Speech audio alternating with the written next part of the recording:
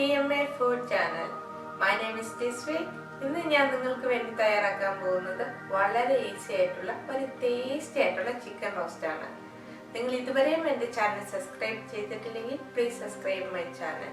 അതിൻ്റെ അടുത്ത് കാണുന്ന ബെൽ ബട്ടൺ കൂടി അമർത്തുക.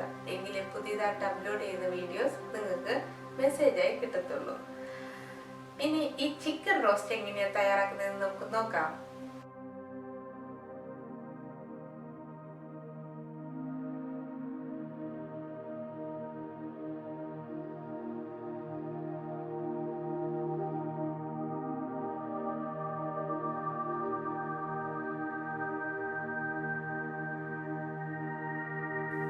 ആദ്യം നമുക്ക് 1 ടേബിൾ സ്പൂൺ ഇഞ്ചി പേസ്റ്റ് എടുക്കാം. നമുക്ക് 1 ടേബിൾ സ്പൂൺ ഗാർലിക് പേസ്റ്റും കൂടെ എടുക്കാം. 1/2 ടേബിൾ സ്പൂൺ മഞ്ഞൾപ്പൊടി എടുക്കാം. 1/2 ടേബിൾ സ്പൂൺ ചിക്കൻ മസാല എടുക്കാം. 1/2 ടേബിൾ സ്പൂൺ മല്ലിപ്പൊടി, 1 ടേബിൾ സ്പൂൺ മുളക് പൊടി എടുക്കുക. ഉപ്പ് ആവശ്യത്തിന്.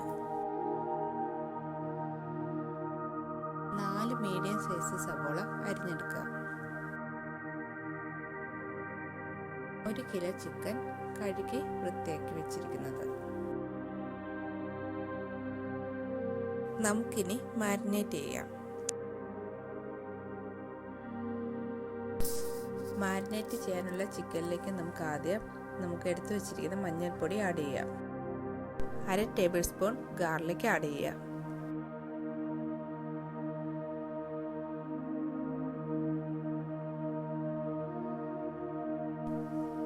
1/2 ടേബിൾ സ്പൂൺ ജിഞ്ചർ പേസ്റ്റും ആഡ് ചെയ്യാം.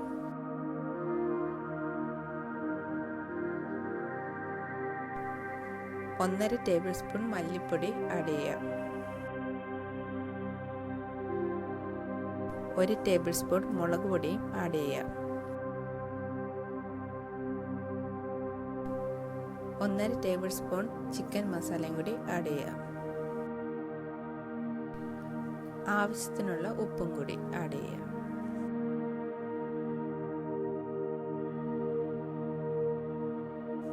ഇനി നന്നായിട്ടൊന്ന് മിക്സ് ചെയ്ത് കൊടുക്കാം.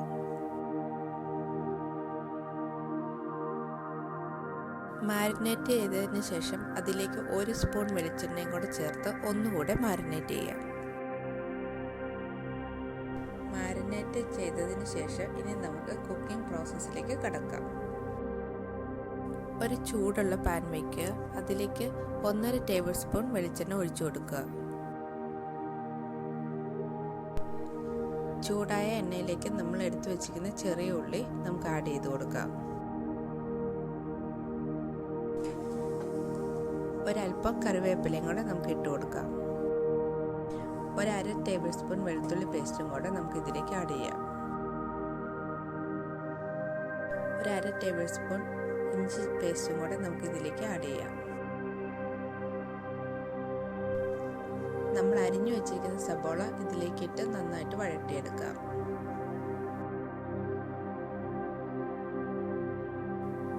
അതിലേക്ക് ആവശ്യത്തിനുള്ള ഉപ്പും കൂടെ ചേർത്ത് കൊടുക്കാം. ഇത് നമുക്കൊന്ന് നന്നായിട്ട് വഴറ്റിയെടുക്കാം.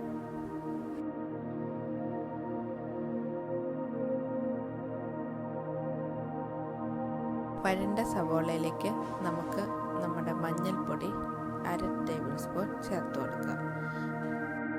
അതിലേക്ക് 1/2 ടേബിൾ സ്പൂൺ മുളക് പൊടിയും ചേർത്ത് കൊടുക്കാം.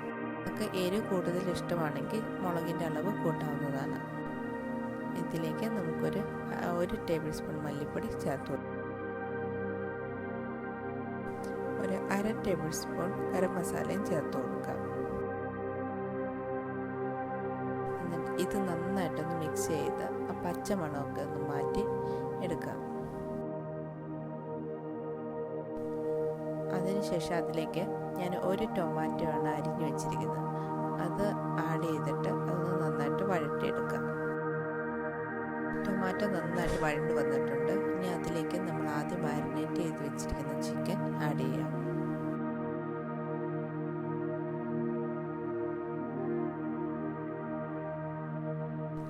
ചിക്കൻ ആഡ് ചെയ്തതിന് ശേഷം എക്സ്ട്രാ വെള്ളം ഒഴിച്ചു കൊടുക്കണ്ട, ചിക്കനിൽ നിന്ന് തന്നെ വെള്ളം ഇറങ്ങി വരുന്നതാണ്.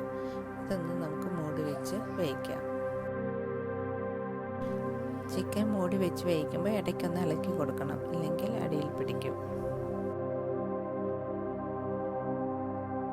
ചിക്കൻ നല്ലപോലെ വെന്ത് റെഡി ആയിട്ടുണ്ട്. ഇതിലേക്ക് നമുക്ക് 1 കപ്പ് തേങ്ങാപ്പാൽ ആഡ് ചെയ്ത് കൊടുക്കാം.